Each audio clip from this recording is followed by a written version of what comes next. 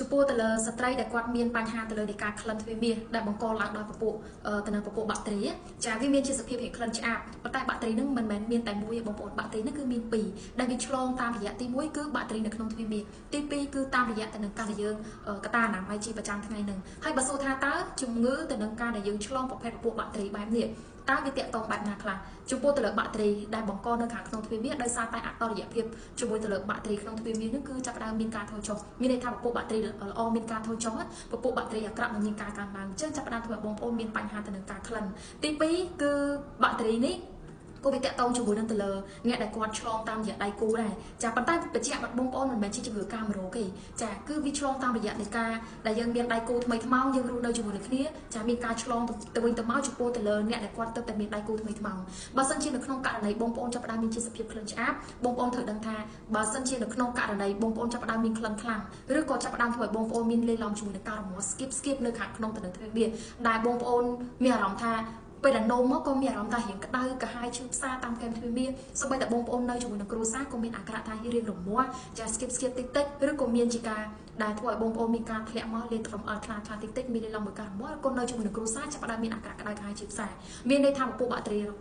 អាក្រក់នោះវានឹងចាប់ផ្ដើមមានជាការបំរែបំរួលធ្វើឲ្យស៊ីទៅនឹងកោសិកាទៅលើទ្វេមាសចាប់ផ្ដើមធ្វើឲ្យខូចខាតជាមួយទៅលើកោសិកាទ្វេមាសក៏ប្រឈមឲ្យបងប្អូនមានការរលាកដែរបើសិនជាបងប្អូនជួបប្រទះទៅលើបញ្ហាទាំងអស់នេះដែលប្រកបដោយពពួកបាក់តេរីបងប្អូនបែងចែកអត់ដឹងថាការរមាស់នេះមកពីពពួកបាក់តេរីឬក៏មកពីពពួកផ្សិតតែធ្វើឲ្យបងប្អូនលាងទឹកអនាម័យហើយនៅតែមិនបាត់ប្រើជែលលាបអតថោក្នុងអីផ្សេងហើយនៅតែមិនទទួលបានផលនៅតែមានក្លិននៅតែមានលេីឡំជាមួយនឹងការរមាស់បងប្អូនអាចតាក់ទងមកនេះខ្ញុំបាននេះខ្ញុំនឹងផ្ដល់ជាដំណោះស្រាយជូនទៅកាន់បងប្អូន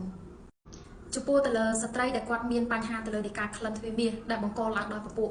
ទៅនឹងពពួកបាក់តេរីចាវាមានជាសភាពនៃក្លិនឆ្អាបប៉ុន្តែបាក់តេរីហ្នឹងមិនមែនមានតែមួយទេបងប្អូនបាក់តេរីហ្នឹងគឺមានពីរដែលវាឆ្លងតាមរយៈទី1គឺបាក់តេរីនៅក្នុងទ្វេមាសទី2គឺតាមរយៈទៅនឹងការដែលយើងកតាអនាម័យជាប្រចាំថ្ងៃហ្នឹងហើយបើសួរថាតើជំងឺទៅនឹងការដែលយើងឆ្លងប្រភេទពពួកបាក់តេរីបែបនេះតើវាតាក់ទងបែបណាខ្លះចំពោះទៅលើបាក់តេរីដែលបង្កនៅខាងក្នុងទ្វេមាសដោយសារតែអតុល្យភាពជាមួយទៅលើបាក់តេរីក្នុងទ្វេមាសនេះគឺចាប់ផ្ដើមមានការថយចុះមានន័យថាពពួកបាក់តេរីល្អមានការថយចុះពពួកបាក់តេរីអាក្រក់នឹងមានការកើនឡើងអញ្ចឹងចាប់ផ្ដើមធ្វើឲ្យបងប្អូនមានបញ្ហាទៅនឹងការក្លិនទី2គឺ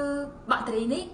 ក៏វាតាក់ទងជាមួយនឹងទៅលើអ្នកដែលគាត់ឆ្លងតាមរយៈដៃគូដែរចាប៉ុន្តែបញ្ជាក់បងប្អូនមិនមែនជាជំងឺកាមរោគទេចាគឺវាឆ្លងតាមរយៈនៃការដែលយើងមានដៃគូថ្មីថ្មោងយើងរស់នៅជាមួយនឹងគ្នាចាមានការឆ្លងទៅវិញទៅមកចំពោះទៅលើអ្នកដែលគាត់ទៅតែមានដៃគូថ្មីថ្មោងបើសិនជានៅក្នុងករណីបងប្អូនចាប់ផ្ដើមមានជាសភាពក្លិនឆ្អាបបងប្អូនត្រូវដឹងថាបើសិនជានៅក្នុងករណីបងប្អូនចាប់ផ្ដើមមានក្លិនខ្លាំងឬក៏ចាប់ផ្ដើមធ្វើឲ្យបងប្អូនមានលេីឡំជាមួយនឹងការរមាស់ skip នៅខាងក្នុងទៅនឹងទ្វេមាសដែលបងប្អូនមានអារម្មណ៍ថាពេលដែលនោមមកក៏មានអារម្មណ៍ថារៀងក្តៅកាហាយឈឺផ្សាតាមកែមទ្វេមាសសូម្បីតែបងប្អូននៅជាមួយនឹងគ្រួសារក៏មានអាការៈថារៀងរមាស់ចា skip តិចតិចឬក៏មានជាការដែលធ្វើឲ្យបងប្អូនមានការធ្លាក់មកលេងត្រឹមខ្លាតិចតិចមានលេងឡំមួយការរមាស់ក៏នៅជាមួយនឹងគ្រួសារចាប់ផ្ដើមមានអាការៈក្តៅកាហាយឈឺផ្សាមានន័យថាពពួកបាក់តេរី